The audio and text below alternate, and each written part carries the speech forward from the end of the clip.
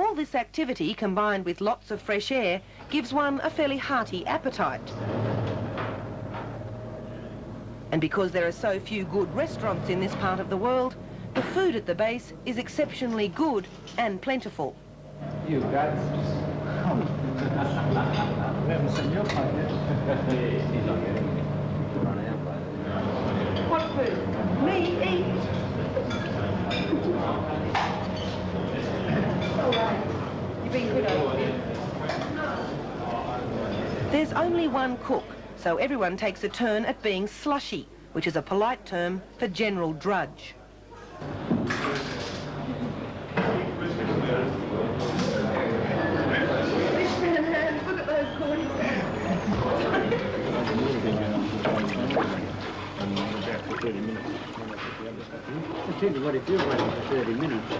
At night, entertainment options are limited.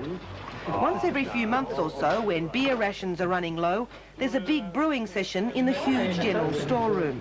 There's 9 kilos, there's 3 kilos of sugar in that. While the brew is bubbling away, the boys get in a little cricket practice. But Alan Border's got nothing to worry about.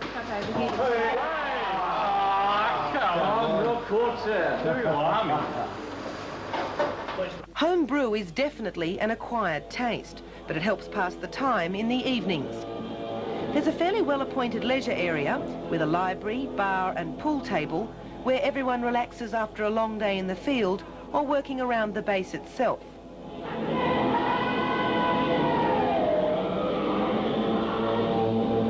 And on the occasions when sleep is impossible, you can take advantage of the 24-hour daylight with a spin on a skidoo over the sea ice.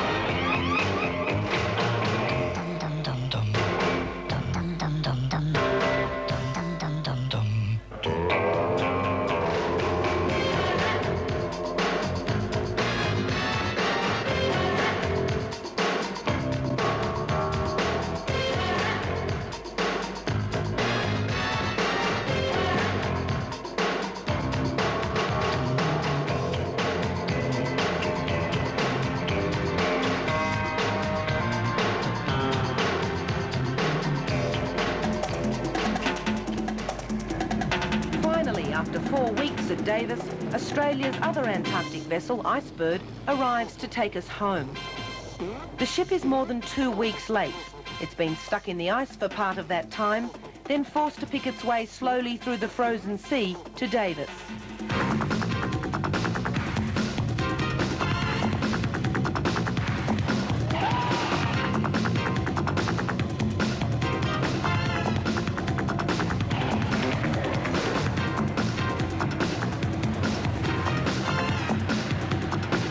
People and supplies are being unloaded, we take advantage of the helicopters on board the ship to take one final look at the area.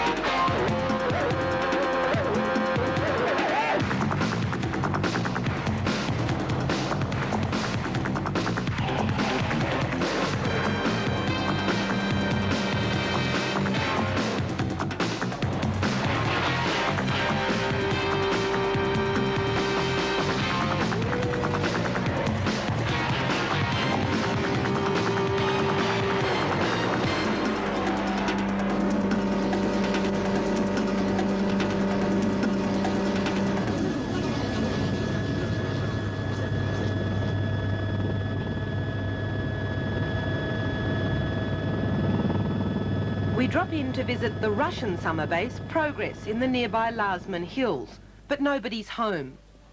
We have a look around anyway and see that living quarters here are extremely primitive, nothing more than old wooden shipping crates. But then Australian summer bases aren't exactly the epitome of luxury either.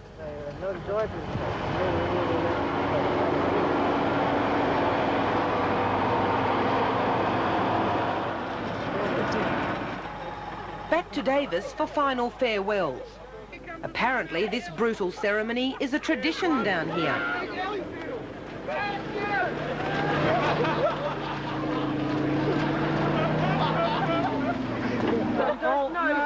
No, Terry, go away. No, not again.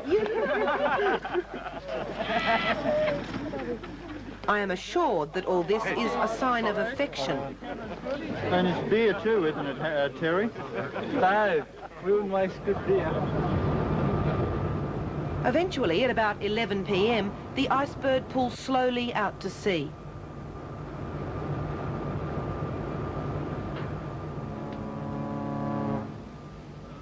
I'm depressed about leaving and about the prospect of another 2 weeks stuck on a ship.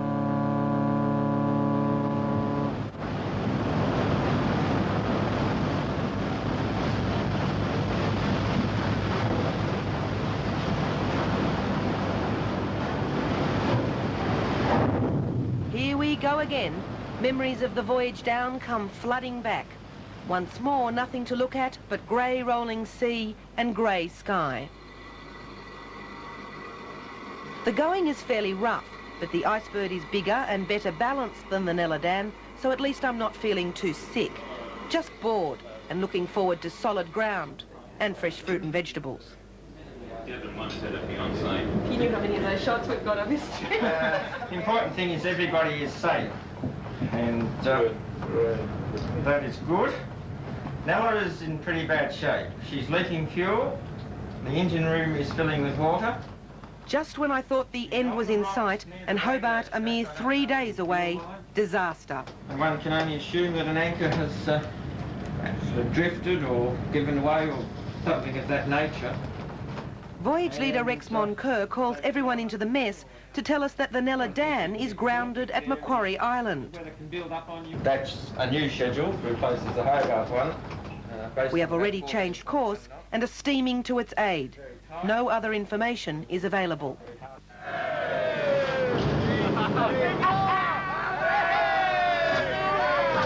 We arrive at Macquarie Island at about 3 a.m. for an emotional reunion with the Danish crew of the Nella Dan.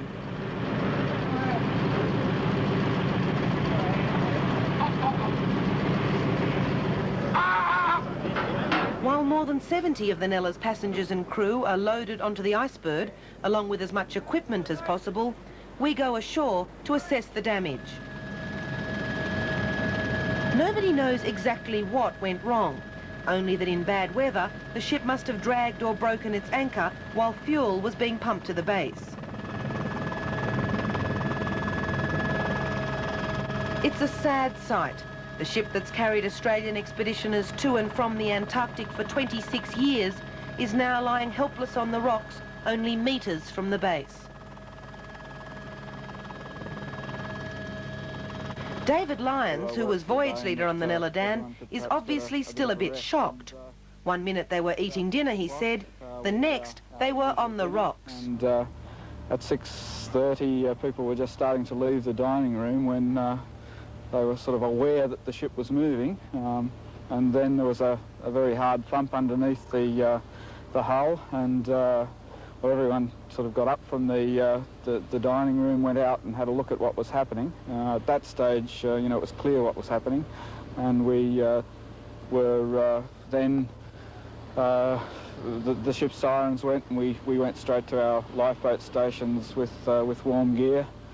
We put the gear on and put life jackets on, and at that stage, you know, the station had been alerted. What was the general feeling here afterwards? Was there panic? No, there certainly wasn't any panic, and that the actual evacuation from the ship went very smoothly. It really shows the value of lifeboat drills and that sort of thing.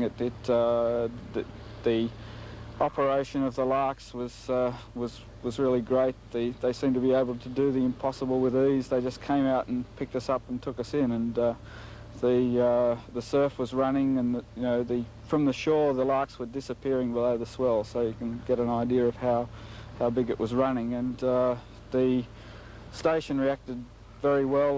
They had people on shore. The doctors were there to check everyone as they came off. They had people in wetsuits with ropes on them to go and pull people out of the water, and they took us all up to the mess and gave us dry clothing and some food, and it settled down everyone very quickly.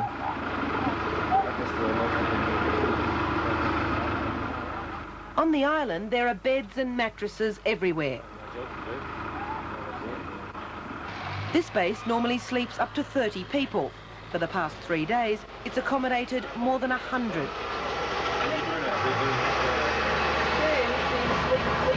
Only the penguins are unperturbed by events.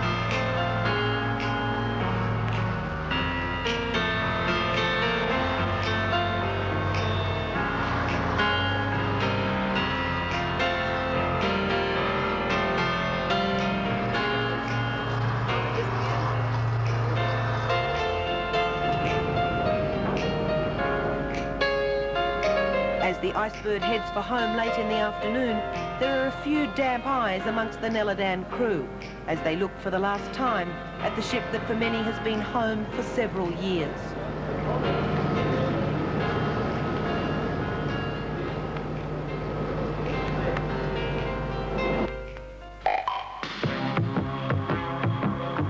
Woke this morning to see trees for the first time in 2.5 months. The weather is perfect, and the German crew of the Icebird put on a barbecue brunch for what will be our final meal together.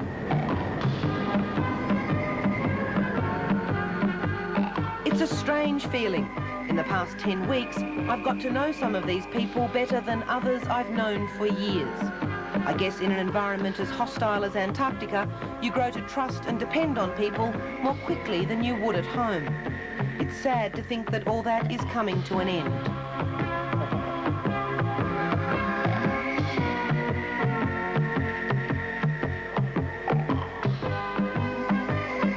Nevertheless, Hobart sure looks good as we head slowly up the Derwent River to Princess Wharf.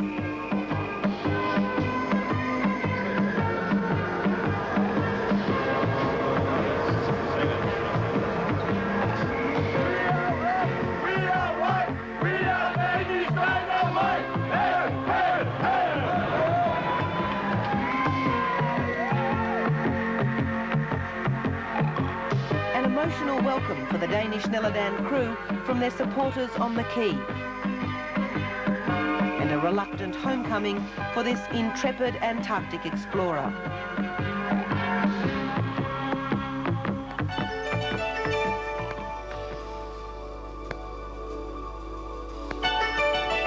One can only hope that in the rush for the tourist dollar or the race to exploit Antarctica's untapped mineral wealth, governments won't be tempted to sacrifice the pristine beauty and grandeur of this magnificent continent.